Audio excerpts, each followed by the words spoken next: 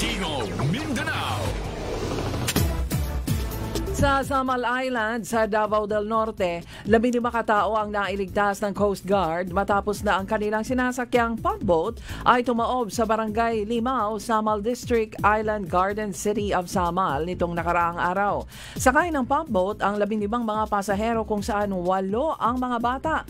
Dumalo sila sa family reunion sa Barangay Peña Plata at pauwi na ng Tibungco District sa lungsod nang mangyari ang aksidente. Sa Caraga Region ngayong malimit ang pag-ulan, ikinasa ng DOH Region 13 ang isang outreach program upang mapigilan ang waterborne diseases sa mga mamamayan.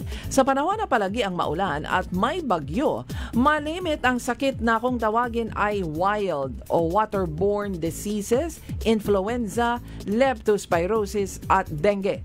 May mga payo ang DOH sa publiko para maiwasan ang mga sakit na ito. Sa Davao City, pinalalakas ng City Health Office ang programa laban sa sakit na dengue. Bagaman at mababa ang bilang ng mga nagkakasakit nito sa lungsod ngayong taon. Naitala ng City Health mula Enero ang dengue cases ay umabot ng 1,682 hanggang Mayo ngayong taon na mas mababa naman ang 1,942 dengue cases noong nakaraang taon. Linis lang ng bahay lahat. Posibleng walang magkakasakit ng dengue sa lungsod.